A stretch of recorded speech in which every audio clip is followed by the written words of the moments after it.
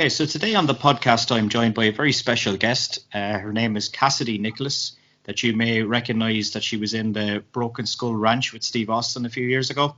And she's also working with Epic Interval Training. Cassidy, how are you doing? Doing excellent. Babe's Yeah. asleep, and so All right, yeah. And mine is asleep as well. I gave him a little bit extra in his bottle tonight so he would sleep for this. Nice. Yeah. So for people that don't know you then, tell us a little bit about yourself.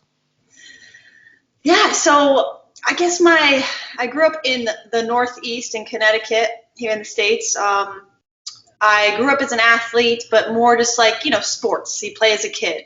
Yeah. Basketball predominantly, and then let's fast forward after college is when I got into like fitness as a sport, as so many people have done recently, more in the last like 10 years with the, CrossFit getting popular, like fitness, competing in fitness has become a thing. But more specifically, I got into obstacle course racing after college. And I was on the Spartan Race Pro team for a few years. And it was during that time that somebody, actually my now husband, he wasn't my husband at the time, he had been on Steve Austin's Broken Skull Challenge. In season 1, he actually won. He has a sob story. Tommy Hackenbrook beat him, and then he was the champion for a long time, but he didn't know anyone was going after him that day. And so it was like a few seconds. Anyway, it still haunts him when he goes to sleep at night. But anyway, he told me about this. He told me about this show, and the rest is history. Yeah, I was an 8-time champion of that show. I was on a couple All-Star episodes, so I had a lot of fun flying out there to Southern California and hanging out with that crew and with Steve Austin quite a few times. So your husband was the one who kind of guided you towards that. What's the process like? Do you apply online, or what criteria do you need for that? Yeah, exactly. You just apply. I can't remember what the portion of like written to maybe video. I know like Ninja Warrior is all about the audition video. I don't remember doing a substantial video. I think it was honestly just the application. And I think the reference having my husband Alex Nicholas's name on there, they took a little bit closer look. So yeah. You were probably, I would imagine, the only couple that has done that. Well, funny story. Yeah. So Alex, he's my husband now. It wasn't my husband back then, but I actually went on. Alex suggested it to myself and Hunter McIntyre, who I was dating at the time. I don't know if you know him from the show. Yeah, he done pretty well in the show as well. Yeah. Yeah, so he was the reigning champ, even all the way through it. Them, canceling it, unfortunately. But so when Hunter and I were dating, we went on the show at the same time. So there you go. I guess in a way, I count for 2 couples on the show. It's a record breaker. Yeah. In terms of, so the first time you were on it, then you have to get through, isn't it 7 competitors? Yes. Yeah. So it's a bracket style. It's a tournament style. So there's the first one is something head to head. Mine was basically you're in this little dirt ring and you have to get the Velcro off the other girl's ankle before she gets it off yours, both ankles. The second one is a little bit more fitness based. I think that was the one I was running up a hill with a yoke. They got progressively heavier. And then the second one, they kind of combine fitness and combat. And then you racing through, dragging these heavy barrels. And then you have to get in a little circle and wrestle or use whatever you want to do to get the girl out of the circle. That earns you the opportunity to do the Skull Buster, which is a half-mile obstacle course race. You're trying to beat the all-time reigning champion at the time. And if you do, you get 10K and you get to become the champion. And then other girls go through that bracket, try to beat you. If they don't, you get the 10K. So I won that 8 times.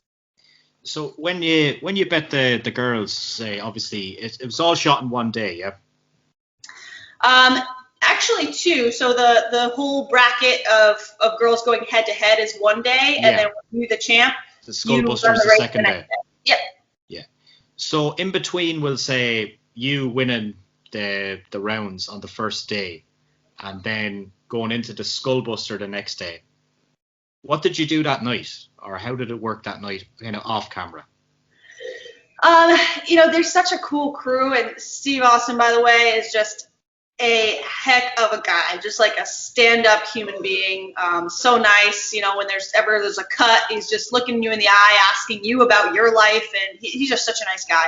Crew, same thing. But anyway, you go back to the hotel, same thing I would do, you know, before any competition. Eat a lot of food, get a lot of rest. They treat you really nice, and yeah, that's pretty much it. And then the next day you're up really early, around 6 Yeah. a.m. is it, to do the course? How did you find that course? Because it looks so tough, like on television. So here's the thing, it's tough. Anything that you do at, you know, 100% of your max heart rate, or, you know, redlining, getting in that 90 plus and staying there for, you know, 15, 20 minutes. Anytime you do that, it doesn't matter what the course looks like, it hurts really bad. And then add the adrenaline of the camera, you know, the cameras and Steve Austin being there and cheering you on. It's tough. But as far as the obstacles and things like that, they do a good job of like providing a tough stimulus, and making it heavy enough that, you know, if you're not a strong woman, if you know, you got to have some muscle on you to move the stuff that they have. But you don't have to be like an Olympic weightlifter or a power lifter to get through it. So they do a good job. But it's very draining, I'd imagine. What was your time, actually? Gosh, I think when I won, it was somewhere right about 15 minutes. I don't remember exactly what it is. But then when it comes back for a new season, so those 8 episodes span across, I believe, 3 seasons. So whenever there's a new season, I set a new course standard for the new course. So I actually ran a few Skullbuster courses that, you know, they stay the same distance. The physical track where it's at, they always start on this massive downhill. They have Heartbreak Hill, which is the really steep uphill, and then they just change some of the obstacles. You know what's actually sneakily the hardest? The balance stuff, man. And I don't know if you've seen that, but like you have to, you know, just balance, go from log to log. Any day at the park, you could do it really easily, right? But when the pressure's on, because it's a restart obstacle, you have to go back to the beginning if you mess up. So that's really challenging under pressure, balance. For me, what I thought by looking at it, and I wouldn't be a very active person, but I was like the hill and then the rope. Yeah, absolutely, yeah. Yeah. So yes, I would say the hill, Heartbreak Hill, is the hardest part of it. And then it's a high ass rope climb. It's a very high rope climb. You've probably seen some highlights of people falling off that. Some really good athletes not making it to the top. Some like CrossFitters. But nearly making it to the top. I've seen that many times. Yeah, it's really high. It's really high. But luckily that was well in my wheelhouse. As long as you know how to, you know, work your feet into it, you should be fine. But right at the end there, it's a huge grip challenge. And when you touched earlier on Steve Austin, for people that are watching, they'd be interested to know, like, I'd imagine, like, what you see of him, he just seems like a genuine guy. Was he really professional to work with and that kind of thing? Absolutely, absolutely. Everyone would say the same thing. My husband would say the same thing.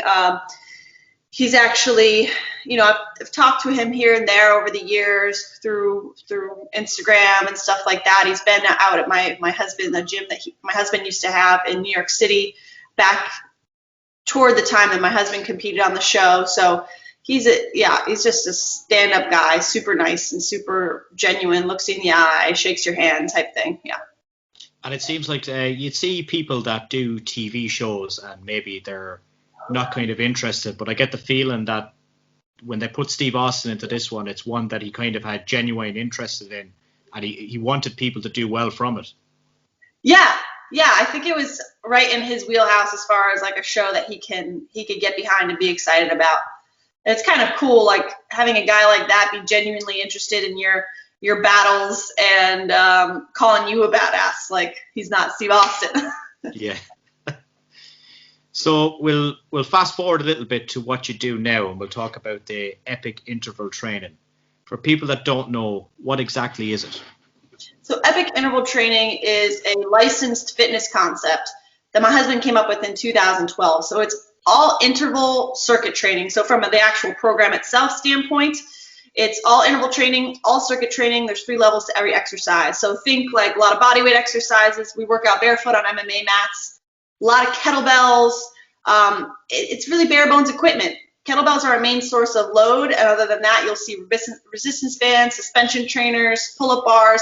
Right now, I've been, because of the pandemic, I've been teaching on Zoom every single day, and we've been using body weight and kettlebells for a year of programming, and people are getting stronger and they're gaining skills and mobility and all this stuff. So it's very mobility-based, performance, athletic-based. It's not all about just like getting a sweat to lose that next pound. It's very much a high standard of coaching and learning and developing athletes, whether that be an everyday athlete, anyone who is working out on purpose. I didn't make this quote up, so I heard this. You're an athlete if you work out on purpose. So that's kind of what our program's all about. Now, from a company standpoint, it's a license concept. So like CrossFit is a license, we are licensed. So basically, pay the yearly licensing fee. You could use the name, use the programming, and then everything else you want is a la carte. So, we'll help you out with marketing, this and that.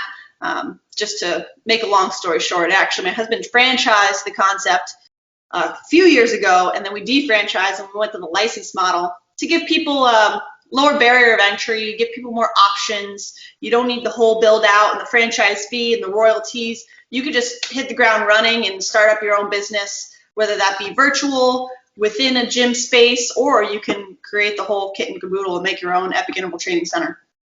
Yeah, because I've seen on your website that you guys kind of are focusing on short-term contracts as well, so that businesses or people don't have to make that huge commitment. Absolutely. That's another benefit of licensing versus franchising. You don't get into the 10-year contract. It's just yearly. And do you find the pandemic has affected your business in any way? Absolutely. I mean, we've had I shouldn't say several, we've had a few locations that have had to shut down. Our own brick and mortar in Miami, we closed up shop actually fairly early on because we had the opportunity to buy out our lease. My family actually moved across the state. But on a brighter note, I have really been working on building online and teaching through Zoom, and that's going really well, and I really enjoy it. And like, I have a baby girl. She was born March 20th, right when the pandemic started. So this whole year of having a baby and being able to work from home and teach from home and kind of build the virtual thing has been a blessing in disguise, and I've really enjoyed it. I'll probably just now start ramping up a little bit, talking licensing and putting that out there a little bit more and letting people know that that's an option, because it's, selling a gym concept isn't the, what people want to hear in the middle of a pandemic. But I think it's getting to the point where things are opening enough that people may be interested. And like I said, you don't need to, you could even get a license and run it via Zoom like I am. Yeah, I found that when the pandemic hit, because my baby was fairly small then as well. He was only, about 9 months. And so since that, like, I've got to spend more time at home. Now I'm still working. I work in retail, so I'm still working. But on the side, I was doing promotion for nightclubs and different nights like that. So I could be away for a night or two. But now I find myself at home all the time, the same as yourself. So like with the baby being born, that's kind of been, I suppose, like a blessing in disguise away from the business sense of things. For sure. Yeah. I've got a few questions here from people that sent them in on Instagram anyway, if you want to hear them.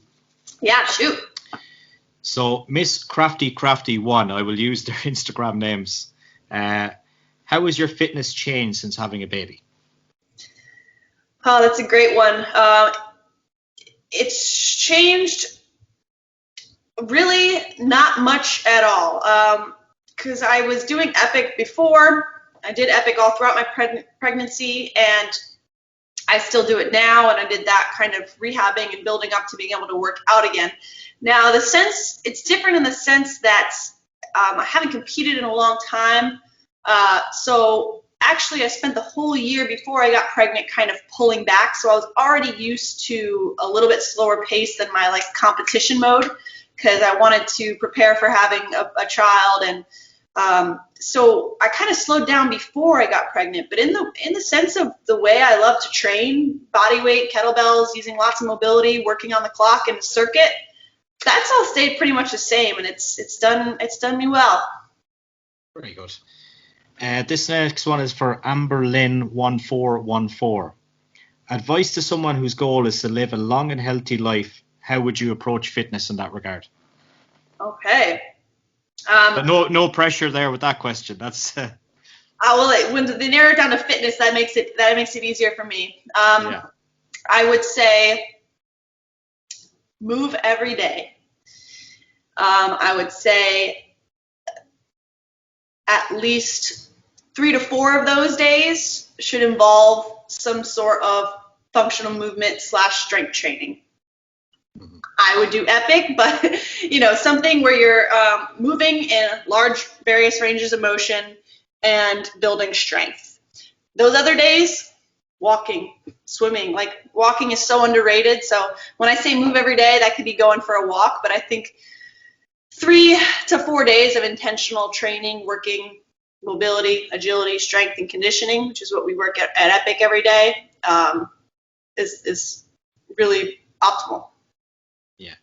And for yourself then, have you any goals for the future? And what are your plans? Fitness-wise, or? Just career-wise, fitness-wise, anything. Yeah, so coming up, Saturday, I'm doing I'll start with competition. I don't know why I'm starting there, but it's just on my mind. So I do want to get back to some sort of competition, and so I'm actually going to do the High Rocks. I don't know if have you heard of that competition? No. So High Rocks World, it's out of, I don't want to say which country in Europe because I don't remember, but it's out of Europe.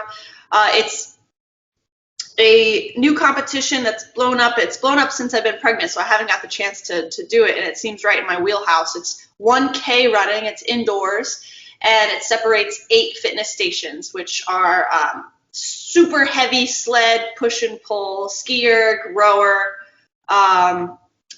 farmer's carry, sandbag lunges, burpee broad jumps. I'm going to forget a couple.